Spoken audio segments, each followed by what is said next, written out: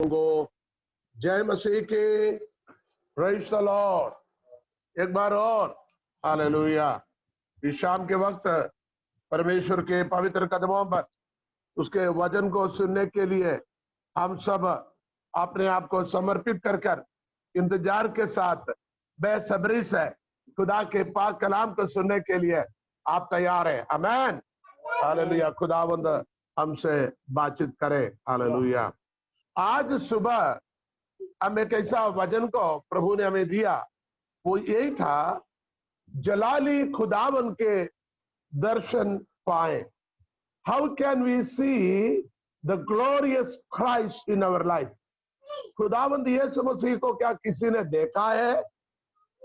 भले हम यीशु मसीह के जमाने पर जीवित रहने वाले नहीं, यीशु मसीह के जमाने पर जीवित रहने वाले यीशु मसीह को जरूर देखा है, उसे छुआ है, उसने भी लोगों को छुआ है। लेकिन खुदावंद यीशु मसीह हमारे लिए सलीब पर मारा गया, गाड़ा गया, तीसरे दिन मुर्दों से जी उठा, 40 दिन बाद वो स्वर्ग की ओर अपने पिता की ओर चले गया। अब पिता की दाहिने ओर बैठकर हमारे लिए बिचवाई करता है। हालेलुया। अब शारीरिक तौर से खुदावंद यीशु मसीह हमारे दरमियान में नहीं है, बल्कि अभी हमारे बीच में उसकी आत्मा है, अर्थात हम पवित्र आत्मा, वो हमारे अंदर वास करता है। हमारा शरीर पवित्र आत्मा का मंदिर है और हम पवित्र आत्मा की अगुवाई पर आगे चलता है और आत्मा हमें समय समय पर बातें करता है, अगुवाई करता है, सिखाता है, समझाता है, रोकता है और हमें अगुवाई भी करता है। आमीन। हालेलुया। लेकिन एक सवाल है, क्या आपने यीशु को देखा है? हाँ, कुछ लोगों के जीवन में दर्शन में यीशु मसीह उतराता है। मेरे जीवन में दर्शन में हमने देखा। दर्शन में क्या है? मैंने मेरे रूबरी आंखों से देखा कई बार, जब हम प्रार्थना में बैठा था सऊदी अरेबिया में। मैं जिस घर में रहता था, अकेले रहते थे अधिक समय पर, लेकिन जब मैं प्रार्थना के लिए घुटना टेककर नीचे बैठता था, मैं देखता था मेरे पास आकर एक ऐसा शख्स बैठा है, बहुत ऊंचे, ऐसे सफेद श्वेत वस्त्र के साथ मेरे पास आकर प्रार्थना में बैठा रहता था। एक बार मैंने इंदौर में अस्पताल में जब आंटी की ऑपरेशन हुआ था, उस टाइम पर हम लोग उस वरांदा में बैठकर प्रार्थना कर रहे थे। हमने देखा मेरे पास आकर बैठकर मुझे सांत्वना देते हुए मैंने महसूस अनुभव किया था, देखा था। अमेरिका में जहां मैं पास्टर प्रमेश सिंह के घर में कई बार जब मैं प्रार्थना के लिए जिस कमरे में मैं रहता था, सोता था, नहा धो के सुबह आकर प्रार्थना के लिए घुटना टेकर बैठता था, दरवाजा बंद ही रखते हैं। जब मैंने देखा दरवाजा खुला है, एक शख्स अंदर आ रहे हैं। वो ऐसे लिबास पहना हुआ, लंबे, ऊंचा है, गोरा है, वो सफेद बाल और दाढ़ी है, और मैंने देखा श्वेत वस्त्र पहना है। वो चलकर आता है, मुझे कोई डर नहीं लगे। ऐसे तो हम देखेंगे तो एकदम जरा सी आवाज पर हमें चमक जैसे डर आता है, लेकिन पास आकर मेरे पास बैठे हैं और वो अपने दाहिने हाथ मेरे पांव के ऊपर रखकर धीरे से रखकर मेरे साथ बैठे हैं। और जब तक प्रार्थना, मैं आंख खोल कर देख रहा हूं, लेकिन मैं प्रार्थना छोड़ नहीं पा रहा हूं। ऐसा नहीं प्रार्थना छोड़ तो कौन देखो, लेकिन मैं ऐसे आंख खोल कर देख रहा हूं, मेरे बाजू में बैठा है। मैं प्रार्थना में जा रहा हूं, मेरे आंखों से आंसू जा रहे हैं, मेरे शरीर की रोंगटे सब खड़े हैं, सिर से पांव तक अनॉइंटिंग, अभिषेक का महसूस कर रहे हैं। फिर मैं देख रहा हूं वो बैठा हुआ, मेरे साथ बैठा हुआ है, मेरे पेट पर हाथ रखा हुआ है। ऐसा कई बार मुझे महसूस हुआ है। लेकिन कई लोगों ने दर्शन में देखा, मेरे पास एक बंदा आया, रास्ते में देखा, ऐसे होता है। लेकिन परमेश्वर के वचन में प्रभु यीशु मसीह के दर्शन को दिया गया। यदि किसी ने अभी तक ना देखा है, आज सुबह हमने 4 बातों को हमने सीखा था। जलाली खुदावन को हम कैसे देख सकते हैं? How can we see the glorious Jesus Christ? That was the topic. So मैं थोड़ी सी संक्षिप्त में उस 4 बात पहले आपको बता दूं। उस खुदावन को यूहन्ना आरिफ, जो यूहन्ना खुदावंद यीशु मसीह के चेले थे, जिन्होंने यीशु मसीह के साथ 3.5 साल चल फिर कर कर, अरे उठना बैठना खाना पीना सेवकाई सब कर कर उनके साथ में रहते थे। यीशु के गोद में झुककर, यीशु के गोद में झुककर बैठते थे, उसके सीने से कान लगाकर बैठकर उसकी बातों को सुनते थे, देखते थे। उसी यूहन्ना यीशु मसीह के मृत्यु के बाद कम से कम लगभग ये 30 साल को कम करो, 60 साल बाद यीशु मसीह के स्वर्गारोहण के 60 या 65 साल बाद खुदावंद यीशु मसीह को, हालेलुया, तेजस्वी यीशु मसीह यूहन्ना के सामने प्रकट होता है। आपको समझ आए क्या? यूहन्ना ने यीशु मसीह के साथ 3.5 साल तक जीवित रहकर चलते फिरते उठते बैठते खाते पीते सेवकाई करते हुए रहा। यीशु मसीह के सलीब की मृत्यु को देखा और उसके जी उठने की गवाह है और स्वर्गारोहण का भी वो गवाह है। इसके बाद अपनी सेवकाई में चलते गए। यीशु मसीह की मृत्यु जी उठना बाइबल की क्रोनोलॉजी के मुताबिक लगभग एडी 30 में है, एडी 30 में है। एडी 95 में यूहन्ना इस दर्शन को देखता है। तो कितने साल की फर्क है? लगभग 60 या 65 साल की फर्क है। लगभग इसलिए बता रहे हैं, एडी 95 में डोमिशियन की कैसर यानी राजा की मृत्यु हुआ। डोमिशियन की राजा की मृत्यु होने के बाद यूहन्ना को टापू पत्मोस से वापस बुलाए, वापस लेके आया। तो इसलिए हमें लगभग का मतलब 1-2 साल के फर्क हो सकता है। मैंने एडी 30 क्यों बोला? लोग बोलते आज से लगभग इतना साल बताता है। 30 इसलिए कहा, हम इतिहास के मुताबिक यीशु मसीह के जन्म एडी 1 पर नहीं, हम एडी 1 से गिनता है, बल्कि बीसी 3 और 4 के बीच में है। बीसी 3 और 4 के बीच में है। तो समझ लीजिए बीसी 3.5 में है, तो 3.5 साल इसके साथ जोड़ दिया जाए तो कहां कितना आएगा? 33.5 साल यीशु मसीह जीवित रहा। इसका मतलब लगभग एडी 30 और पीछे का 3.5 और बीसी का 3.5 और, तो 33.5 साल। तो एनीवे हमें उससे आगे पीछे होने से कोई दिक्कत नहीं, कोई परेशानी नहीं। लेकिन हमें एक बात बताना चाहता है, लगभग यीशु मसीह के स्वर्गारोहण के 60 या 65 साल के बीच में यूहन्ना के सामने दर्शन हुआ। पौलुस रसूल कहता, क्या मैंने यीशु मसीह को देखा नहीं? हाँ, मैंने देखा है। भले पौलुस रसूल यीशु मसीह के चेहरा नहीं थे, लेकिन फिर भी कहता मैंने उसको देखा नहीं। उसको दमस्कस की फाटक पे एनकाउंटर हुआ था, एनकाउंटर, रूबरू आमने सामने हुआ। जिस घोड़े के ऊपर रोमी सरकार के अधिकार के साथ मसीह नाम कहने वालों को बर्बाद करने के लिए जो अधिकार के साथ तलवार के साथ आगे जाने वाले शाऊल को खुदावंद परमेश्वर ने उनके सामने एनकाउंटर हुआ, आमने सामने होकर ये गिर गया। हमें मालूम है, प्रेरितों की पत्री में हम उस बात को सीखता है। तो पौलुस को कहा, क्या मैंने यीशु मसीह को देखा नहीं? भैया आपने देखा है, लेकिन जी उड़ने के बाद हमें मालूम है 40 दिन तक अपने चेलों को प्रकट होता रहा, भिन्न भिन्न जगह पर अपने चेलों को प्रकट होता रहा। कितना साल, कितना दिन? 40 साल। जी उड़ने के बाद 40 साल, क्योंकि जी उड़ने के 40 दिन बाद वो क्या हुआ? स्वर्गारोहण हुआ। फिर 10 दिन बाद उसने स्वर्ग से क्या भेजा?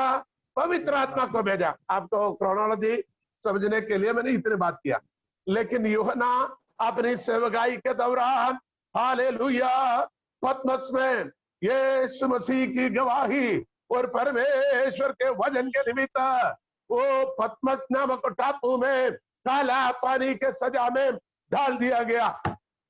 लेकिन हालेलुया, जो परमेश्वर के दिन में, हालेलुया, जो खुदावंद के दिन में वो आत्मा में मामूर हो गया। हम ऐसे सीखते हैं, he was in spirit, not just a touching, not just an anointing, but he completely immersed, he completely filled and controlled by the Holy Ghost. Hallelujah. पवित्र आत्मा आके पूरे नियंत्रण में, अगुवाई में कौन हो गया? यूहन्ना हो गया। तुरंत उसने एक आवाज सुनी, तुरही का नरसिंह का जैसा आवाज सुनी। आवाज सुनकर उस आवाज कहां से करके सुनने के लिए उसने मुंह फेरा, जिसके बारे में प्रकाशित वाक्य, हालेलुया, पहला अध्याय में हम पढ़ते हैं 13 आयत से। 13 आयत के पहले आप उसकी 11वीं आयत पढ़िए, 10 और 11वीं आयत को पढ़िएगा, फिर हम आगे जाएंगे। आत्मा में आ गया, मैं प्रभु के दिन में आत्मा में आ गया। सुबह मैंने ये बताया था, ऐसे वैसे चलने वाले को प्रभु का दर्शन नहीं होता।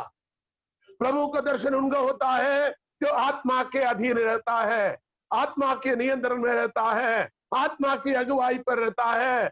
बसो मेरे भाइयों, मेरे बहनों, आपको आत्मा की अगुवाई पर, आत्मा के नियंत्रण पर, आत्मा के सामर्थ्य पर, आत्मा के कंट्रोल में, आत्मा के नियंत्रण में बने रहे, ताकि पवित्र आत्मा के द्वारा परमेश्वर की शब्द को आप सुनाई देगा। अभी प्रॉब्लम क्या है? अधिकतर लोग कहता है प्रभु ने अभी तक मुझसे बातें नहीं किया।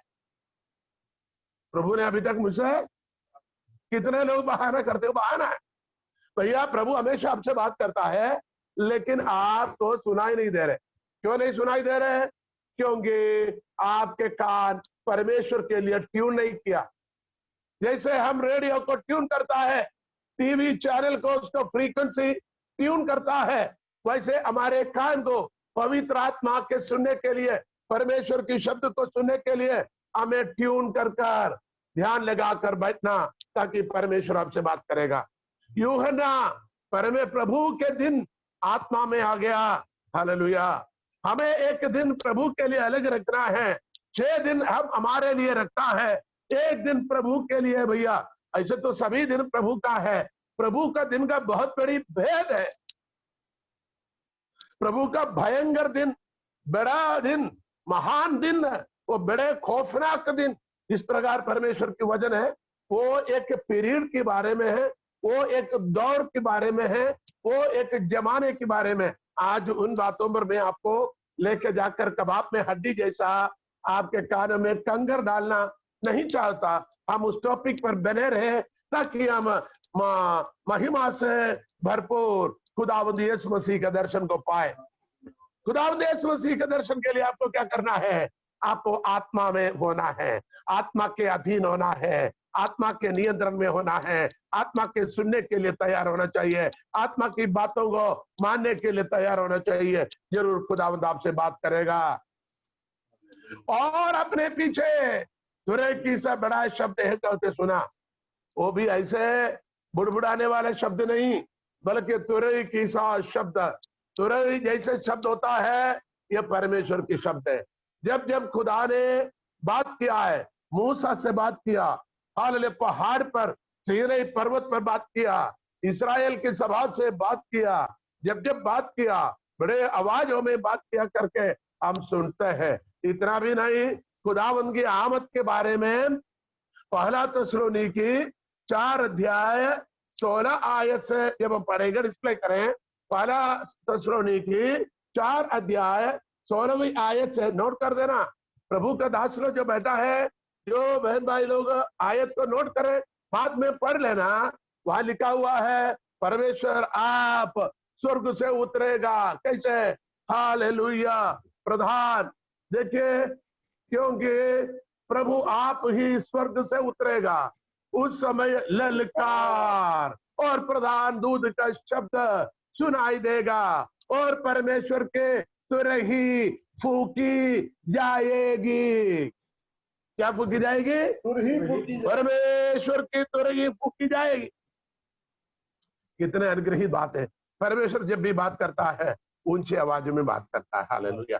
इसलिए प्रभु की आराधना करने वाला भी ऊंची आवाजों में बात करता है, ऊंची आवाजों में आराधना करता है, गीत गाता है, ऊंची आवाजों में करता है, वो वचन सुनाता है ऊंची आवाज। आप सोचते होंगे ये बुजुर्ग आदमी इतने जोर आवाज में क्यों बात करना? भैया परमेश्वर की आवाज जोर से ही बात करना है। हालेलुया। इसलिए प्रभु ने हमें आवाज दिया, किसी दुनिया की पार्टी वालों के लिए, नेताओं के लिए नारा लगाने के लिए नहीं, किसी क्रिकेट को खेल को देखकर हा हा हा ही बोलने के लिए आवाज नहीं दिया, किसी के बुरे बोलकर, किसी की परेशानी को देखकर उन पर निंदा बदनामी करने के लिए आवाज नहीं दिया, किसी का ठट्टा मजाक करने के लिए नहीं दिया, किसी पर हंसी उड़ाने के लिए नहीं, किसी की बुराई करने के लिए नहीं, बल्कि परमेश्वर की महिमा करने के लिए उसने हमें आवाज दिया है। इसलिए आवाज उड़ाकर सभी ने के कहा हालेलुया बोले।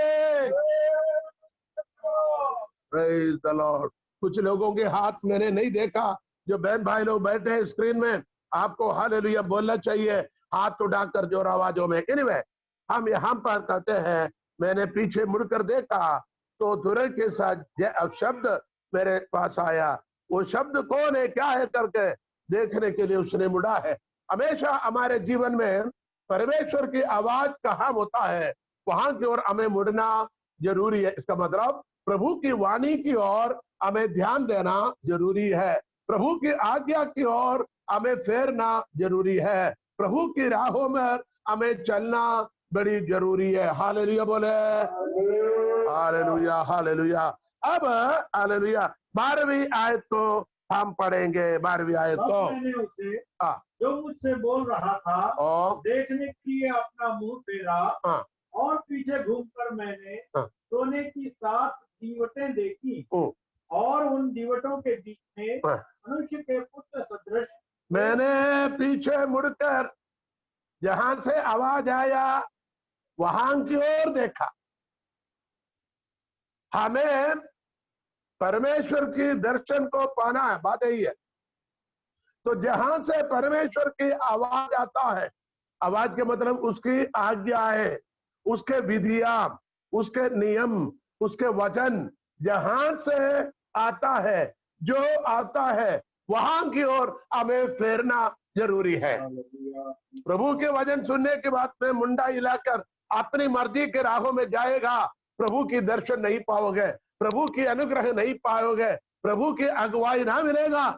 क्योंकि वचन तो आपने सुना लेकिन कान में रुई लगाकर, अनदेखी कर कर, अनसुनी कर कर, अपनी मर्जी के मुताबिक यदि अपने इच्छाओं पर चलेगा, प्रभु की शब्द कैसे सुनेगा, प्रभु की दर्शन कैसे पाएगा। अब यहां कहता है मैंने मुड़कर देखा, देखने के लिए मुंह फेरा और पीछे घूमकर मैंने सोने की 7 दीवटें देखी। मैंने सोने की 7 दीवटें देखी। उन दीवटों के बीच में मनुष्य के पुत्र शरीर का एक पुरुष को देखा। उन दीवटों के बीच में हमें इस बात को ध्यान रखना है, दीवट कलीसिया है, क्योंकि उसकी आखिरी आयत 20 आयत की आखिरी लाइन, पहला अध्याय की आखिरी आयत की आखिरी लाइन हम देखते हैं हालेलुया 7 दीवट 7 कलीसियाएं हैं। हालेलुया। इसके मतलब परमेश्वर की उपस्थिति अब चट्टान में नहीं होगा, अब पहाड़ पर नहीं होगा, अब गुफाओं में नहीं होगा। पुराने जमाने पर चट्टान के आड़ में, पहाड़ के ऊपर, गुफा के द्वार पर, हेलो, चट्टान की आड़ में मूसा खड़े थे तो चट्टान की साइड से निकल गया होगा। पहाड़ के ऊपर मूसा गए, वहां दर्शन आया। एलिया नबी किसी गुफा में बैठा था, गुफा के द्वार पर आया। आपको समझ आ रहे? लेकिन नया नियम में हमारे परमेश्वर गुफा के द्वार पर नहीं, चट्टान के पास नहीं, ना पहाड़ के ऊपर है, बल्कि वो हालेलुया कलीसिया के बीच में उपस्थित होता है। मेरे बहन भाइयों, आज खुदावंद हमारे बीच में। सुबह हमने इस बात को मनन किया, इसलिए मैं जल्दी आगे जाना चाहता हूं। और जो 4 बातें हमने सीखा था, नंबर 1 उनके पहचान क्या है, पांव तक का वस्त्र पहने, जामा, पांव तक की जामा, उर्दू में कहते हैं पांव तक के जामा, एक लंबे वस्त्र होता है, क्या चोगा, एक चोगा जो लंबे वस्त्र, क्या बोले, हिंदी में चोगा करते हैं, चोगा कहते हैं, उर्दू में जामा कहते हैं, और पांव तक का, जैसे समझ लो, आपको पता है, समझ आ गए, तो वैसे वस्त्र पहना हुआ था। हमने उसके परिभाषा देखा, ये वस्त्र एक याजक पहनते हैं, दूसरा नबी पहनते हैं, तीसरा राजा पहनते हैं। याजक, नबी और राजा, ये तीनों बात हम निर्गमन लेवी व्यवस्था में साफ लिखा हुआ है। याजक की वस्त्र के बारे में लिखा हुआ है। दाऊद राजा के विषय पढ़ता है, अब पढ़ता है उसने क्या बना हुआ, सन के ओफेद, एफोद, ओफेद नहीं, एफोद, एफोद एक बाइबल में जिक्र किया हुआ शब्द है, वही चोगा जो गले से नीचे तक एक सा बना हुआ, एफोद। हालेलुया। तो इस वस्त्र को देखकर पहले हमने जान लिया ये कौन है, ये साधारण नबी नहीं, बल्कि ये नबियों का बड़ा नबी है। वस्त्र को देखकर हमने ये सीखा, ये साधारण याजक नहीं, बल्कि याजकों का महायाजक है। तीसरा, हमने वस्त्र को देखकर ये जान लिया, ये छोटा मोटा राजा नहीं, बल्कि ये राजा होंगे, महाराजा है। ये हमारे खुदावंद यीशु मसीह का पहचान है। हालेलुया। अभी भी किसी से पूछिए, मैंने कहा हमने भी दर्शन में, प्रार्थना में खुदावंद को देखा, एक ऐसे चोगा लंबे वस्त्र पहना है, कभी घुटने तक की निक्कर पहनकर या जीन्स पहनकर कभी यीशु किसी को प्रकट नहीं हुआ है। हालेलुया। ये यीशु का, यह परमेश्वर की पहचान है। वस्त्र को देखे, जैसे पुलिस वाले को अपने यूनिफॉर्म से पहचाना जाता है, डॉक्टर को अस्पताल में अपने लैब कोट से पहचाना जाता है, नर्स को अपने यूनिफॉर्म से पहचाना जाता है, एक फौजी सिपाही को अपने वस्त्र से पहचाना जाता है, हवाई जहाज में चढ़ने वाले उसके कैप्टन को अपने यूनिफॉर्म से पहचाना जाता है। वैसे हमारे खुदावंद का भी एक यूनिफॉर्म है। हालेलुया। हमारा भी एक पहचान होना चाहिए। Praise the Lord. हालेलुया।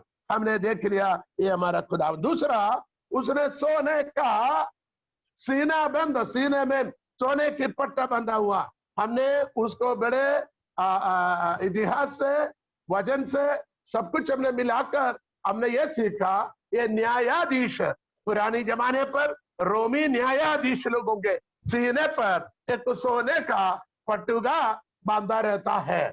वो सोने का पटुगा के अर्थ यही है, वो सच्चाई पर, सीधाई पर खरे उतरे न्याय करेगा। सोना हमेशा पवित्रता को दिखाता है, बहुमूल्य होता है। तो न्यायाधीश सीने पर ये बांधता है, उनके हृदय पर सच्चाई है, उनका हृदय सोना जैसे पवित्र है, वो किसी की तरफदारी नहीं करेगा, वो सीधाई से न्याय करेगा। हालेलुया। आजकल खुदा माफ करे, हमें मालूम है ये कानून के खिलाफ बोलना सजा के कारण है, लेकिन एक बात आपको बताता हूं, आजकल के न्याय पीठ को भी बिक चुका है। हमें मालूम है जो सुप्रीम कोर्ट के न्यायाधीश लोग भी इसी खिलाफ बात करते हैं।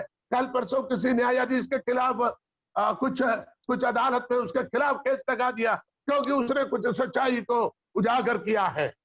तो आजकल की दुनिया में कोई सच्चाई नहीं मिलता है, भले कहेंगे सच्चाई, लेकिन सच्चे नहीं होता। कोर्ट में आने वाला भी बोलेगा मैं हाथ रखकर कसम खाता हूं, गीता पर या कुरान पर या बाइबल पर जो कुछ कहूंगा सच कहूंगा, सच के सिवा कुछ नहीं कहूंगा, कहेगा ऐसे, लेकिन जब बोलेगा असत्य के अलावा कुछ नहीं कहेगा। वकील ने जो कुछ झूठ सिखाकर पट्टी पढ़ाकर जाके खड़ा करेगा, वही बताते जाएगा। सत्य के नाम से झूठ बोलने वाले दुनिया के अंदर हम जीवित है, लेकिन हमारे परमेश्वर वो कल आज युगानुयुग एक सा परमेश्वर है, उसका नाम सत्य है, वो कभी ना बदलेगा। भले दुनिया में हमें न्याय ना मिले, लेकिन हमारा परमेश्वर हमें सीधाई से न्याय करेगा। हालेलुया। हालेलुया, उसका पवित्र नाम को हम धन्य कहते हैं। हालेलुया बोले, हाथ उठाकर हालेलुया बोले।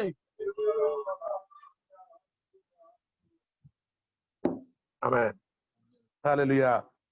तीसरी बात, उसके सिर और बाल हिम के समान, बल्कि श्वेत, ऊन के समान श्वेत। हालेलुया, वो उसके पवित्रताई को दिखाता है, उसके बुजुर्गी को दिखाता है, उसकी प्राचीनता को दिखाता है। हमने बड़ी समय लेकर आज दिन में उस बात को कहा, पवित्रताई, बुजुर्गी, प्राचीनता। हालेलुया, हमेशा सफेद श्वेत पवित्रताई के चिन्ह है। हालेलुया, भारत के तिरंगा में भी बीच में श्वेत होता है। हालेलुया, पवित्रताई को दिखाता है, सच्चाई को दिखाता है, सीधाई को दिखाता है। उसका कई परिभाषा क्यों ना हो, हालेलुया, हमें मालूम है। हालेलुया, और पवित्रताई के चिन्ह। हालेलुया, और हमने देखा था उसके आंखें आग जैसा, आग की शोला जैसे। हालेलुया, हमने कई जगह से आयतों को निकाल कर हमने देखा, ये क्रोध को देखकर, मानव जाति के क्रोध को देखकर खुदा क्या करता है, मानव जाति के पापों को देखकर, गुनाह को देखकर खुदा क्रोधित होता है। आपको समझ आए होंगे, जैसे बच्चे की गलतियों को, गलती के बार बार करने दोहराने वाले नाफरमानियों को, अनाज्ञाकारियों को देखकर माता पिता जैसे क्रोधित होता है। गलती का परिभाषा एक बार होता है, बार बार करना गलती नहीं है। एक बार किया तो गलती हो गया। मनुष्य एक दो बार गलती हो सकता है, लेकिन बार बार वही गलती को करेगा तो गलती नहीं, बल्कि वो आदत है, वो जानबूझकर करता है। जिस पर हर इंसान क्रोधित होता, तो हमारा परमेश्वर क्रोध नहीं होगा। वो कलीसिया को खास देकर, क्योंकि कलीसिया को अपना बहुमूल्य लहू देकर उन्हें पवित्र बनाया, उन्हें शुद्ध बनाया। हालेलुया, कलीसिया को परमेश्वर ने क्या बनाया, पवित्र बनाया, और शुद्ध किया है। उस कलीसिया में फिर आलूदगी, फिर बदियाम, फिर नाफरमानियाम देखेगा तो खुदावंद जरूर क्रोधित होता है, गुस्सा होता है। आज हमें देखकर खुदावंद के आंख शोले जैसे ना बने, क्रोधित ना हो। हालेलुया, बल्कि वो दया के सागर, उसके आंखों में दया झलके, उसके आंखों में भी प्यार झलकने दे, उसकी आंखों में करुणा झलकने दे। हालेलुया, हम उसके वजन पर बने रहे। हालेलुया, अब हमें पांचवी बात को पढ़ना है, जो हमने सुबह में नहीं पढ़ा। पांचवी बात पढ़िए, उसके पांव उत्तम पीतल के समान थे। उसके पांव उत्तम पीतल के समान थे, जो मानो भट्टी में तपाया गया हो। भट्टी में तपाया गया पीतल। उत्तर भारत के लोगों को पीतल बड़े वाकिफ है, क्योंकि पीतल की बर्तन एक जमाने पर पीतल की बर्तन हुआ करते थे, पीतल की थाली में खाते थे, पीतल की गिलास में पानी पीते थे, इवन चाय तक पीतल के होता था, और चाय के गिलास तक, और पानी भरने के घड़ा बोले या गुंडी बोले, जो भी बर्तन, उसी प्रकार आटा गूंदने के परात या थाली, वो भी पीतल का। पीतल सब लोगों को मालूम है। तो यहां कहता है आग में तपाया गया पीतल। पीतल की रंग लगभग कैसा रहता, सुनहरा रहता है। लेकिन यहां बाइबल भाषा में कहता है यह पीतल दो लोहा के मिश्रण है। यहां पर दो तरह की लोहे की मिश्रण होकर, एनीवे वो आग में तपेगा तो आग जैसा लाल रंग की, सोना जैसे आग में पकता वैसे रंग में दिखाई देगा। हालेलुया, हमें इस बात क्या सिखाता है। हालेलुया, देखिए पाव, ध्यान से सुने, यानी जिसको हम देखा गया, यानी तेजोमय परमेश्वर को जब हम देखता है, उसके पाव आग में तपाया गया पीतल के समान। पाव के बारे में, सिर नहीं, पाव चाल चलन को दिखाता है। हमारे राह को दिखाता है। प्रभु के मार्ग नहीं, मेरे और आपके राह को, मेरे और आपके मार्ग को दिखाता है, चाल चलन को दिखाता है। आप 17वीं भजन संहिता निकाले, उसकी 5वीं आयत पढ़े। 17वीं भजन संहिता उसकी 5वीं आयत, 17 की 5। मेरे पाँव तेरे पथों में स्थिर रहे, मेरे पाँव तेरे पथों में स्थिर रहे। जबूर 17 की 5, भजन संहिता 17 उसका 5 पढ़िएगा। मेरे तेरे पथों में स्थिर रहे, फिसले नहीं। आहा, मनुष्य के पाँव फिसलता है। मनुष्य के पाँव, राजा हो भिक्षु हो, गरीब हो अमीर हो, पढ़े लिखे हो कम पढ़े लिखे हो, जूते चप्पल पहनने वाला हो ना पहनने वाला हो, पाँव तो फिसलता है भैया। हमने भी कभी फिसल के गिरा, आप लोगों ने कभी फिसला होगा, लेकिन यहां कहता मेरे पाँव तेरे पथों में, तेरे पथ का मतलब राहों में, रास्ते में, मार्गों में स्थिर रहे। खुदावंद क्या चाहता है? मेरा और आप देखिए, परमेश्वर के पांव आग में तपाया गया पीतल के समान पवित्र शुद्ध है, तो खुदावंद यही चाहता है हमारा पांव भी उसके पांव के समान शुद्ध रहे, पवित्र रहे। मेरे और आपका चाल चलन भी निर्दोष है और उसके राहों में स्थिर रहे। अब यहां पर एक बात पूछता है, पांव को पवित्र कैसे रखेंगे? भैया, पत्थर रगड़कर साबुन में धोने से पांव थोड़ा अच्छा हो जाता है, लेकिन पांव पवित्र होने के लिए परमेश्वर के वचन में स्थिर रहना, वहां लिखा हुआ परमेश्वर के वचन में स्थिर रहे। हालेलुया। प्रभु का वचन में आप स्थिर रहोगे, आपके पांव भी पवित्र रहेगा। हालेलुया। आप वाकोड़े को, हम गांव की भाषा इसलिए कहते हैं, मेरे गांव के लोग भी है, कभी हमारे जवान में आ जाता है, इधर उधर इधर उधर दाएं बाएं राह छोड़कर नहीं चलना, चलना तो वजन पर चलना। हमें बड़ी दुख होता है आजकल की कलीसियाओं में पासवान लोग अधिकतर परमेश्वर की सीधा खरा राहों के मार्ग में वजन के बारे में नहीं बताता, इसलिए लोग अपने मर्जी पर चलता है।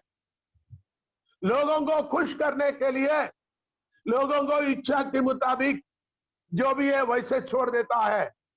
जैसे बिना रस्सी को, प्राणियों को बिना रस्सी के छोड़ देते हैं जंगल में, वैसे ही आजकल जैसे हारून ने इस्राएली लोगों को मूसा के अनुपस्थिति में जिस तरीके से खुल्लम छोड़ा था, जिस वजह से वो लोगों ने बछड़े को बनाकर आराधना किया है, वैसे ही इन जमाने में भी आजकल के धर्म की ठेकेदार लोग, कलीसिया की पासवान लोग अपने कलीसिया को खुल्लम छोड़ देता है।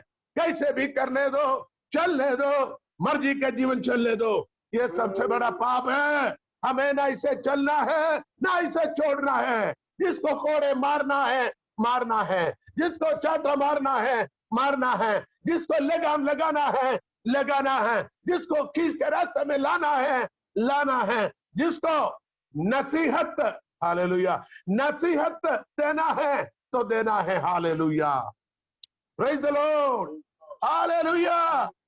परमेश्वर को हम धन्यवाद देते हैं। Hallelujah, hallelujah, hallelujah. पाव सभोपदेशक 5 अध्याय पहली आयत, यूहन्ना की सुसमाचार 13 अध्याय 5 और 10 आयत भी हम इसी साथ में पढ़ेंगे।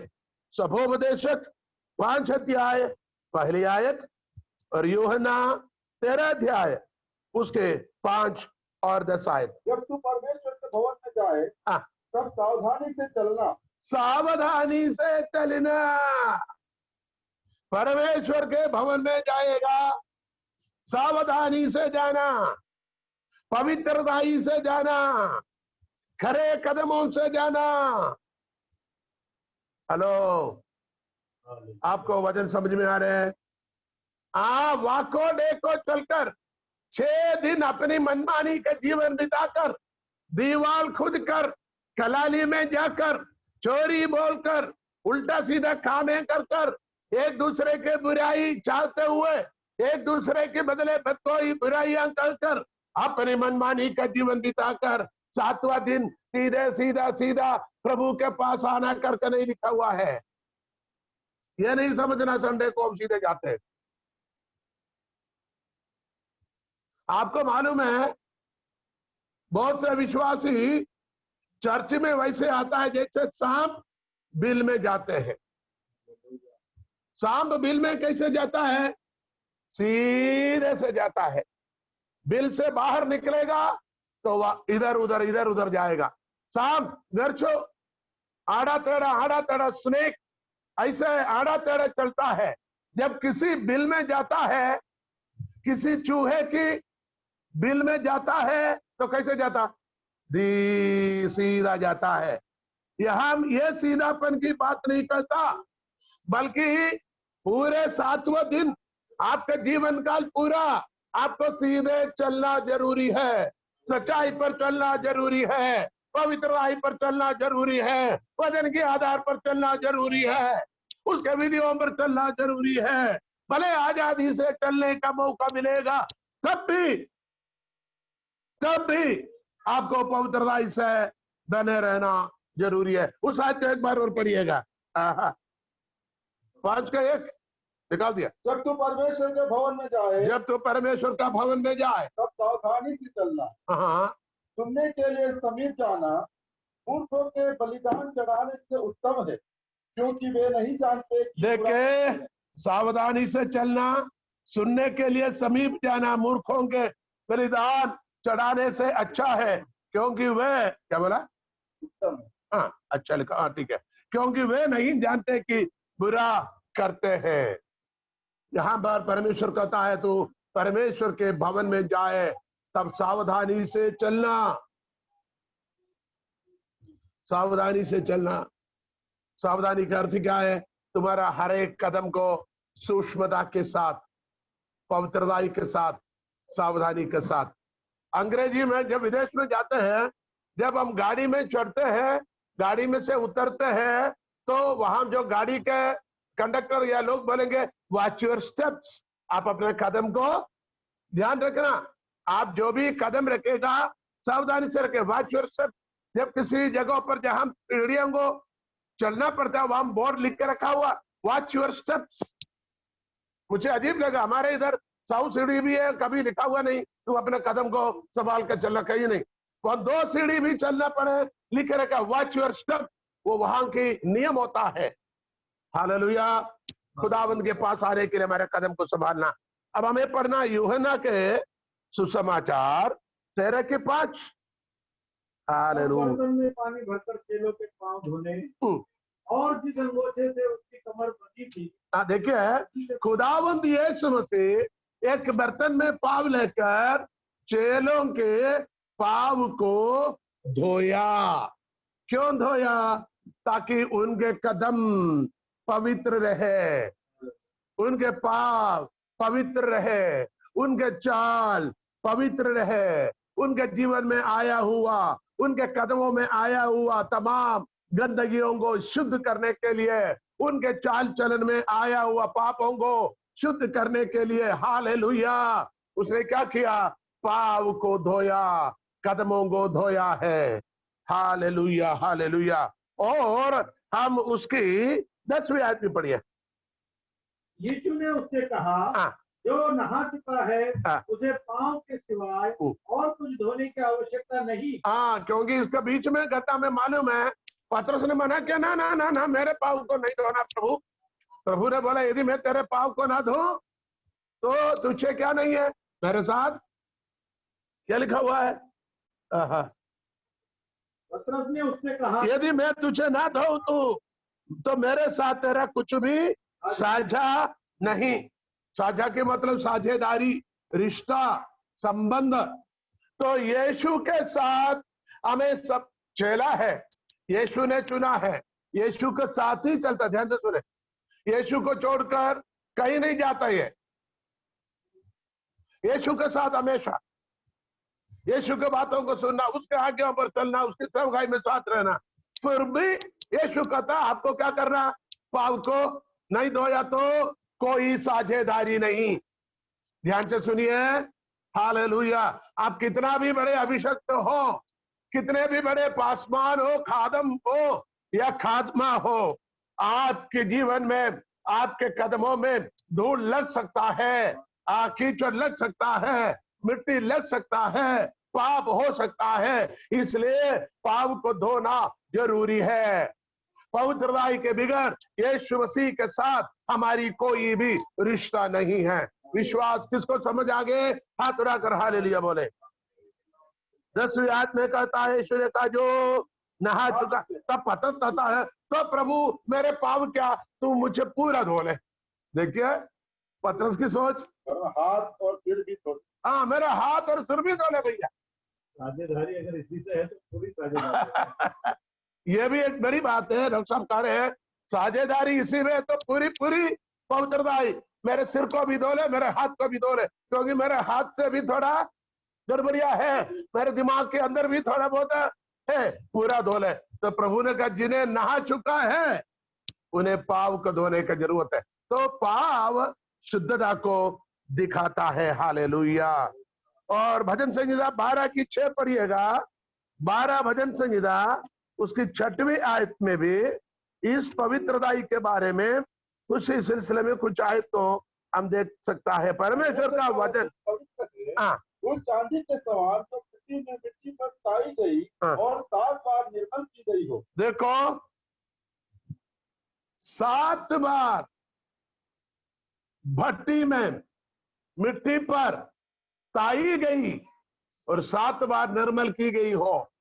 परमेश्वर के वचन, इसका मतलब पाप को पवित्रताई से शुद्ध करना, पवित्र करना। हमने वचन क्या पढ़ा था? परमेश्वर की कदमों की निशान हमने क्या देखा? कदमों को कैसे देखा? पीतल जो आग में ताया गया, उत्तम पीतल जैसा। तो आग में ताने से मतलब क्या होता? पवित्र करना है। 66वां भजन संहिता उसके 10वीं आयत, उधर भी ये लिखा, क्योंकि हे परमेश्वर तूने हमको जांचा, तूने हमें चांदी के समान ताया है। चांदी जैसे पवित्र करता है वैसे हमें परमेश्वर पवित्र करना चाहता है, जांचता है हमारे कदमों को। हालेलुया। पवित्र के प्रभु यीशु मसीह के सिर्फ सिर ही पवित्र नहीं, बल्कि इवन उनके पाँव भी इतना पवित्र है। सर के बाल से लेकर पाँव के तलवे तक वो पवित्र है। वो अंदर भी पवित्र है, बाहर भी पवित्र है। किसी भी दोष उनके ऊपर कोई लगा नहीं सकता। इतने निर्मल और पवित्र है हमारा प्रभु यीशु मसीह। Hallelujah, hallelujah. हम भी, क्या बोला? हम भी परमेश्वर के समान, हम परमेश्वर की संतान होकर परमेश्वर क्या चाहता है? जैसा कि मैं पवित्र हूं तुम भी पवित्र बनो, क्योंकि पवित्रताई के बगैर कोई परमेश्वर को देख नहीं सकेगा। यदि देख नहीं सकेगा तो फिर कैसे संगति करोगे? पवित्रताई नहीं है तो आप परमेश्वर को देख नहीं पाएगा, तो पवित्रताई नहीं तो आप संगति कैसे कर पाएगा? हालेलुया। बोलो प्रभु यीशु मसीह की। इसलिए हमें पवित्रताई की जरूरत है।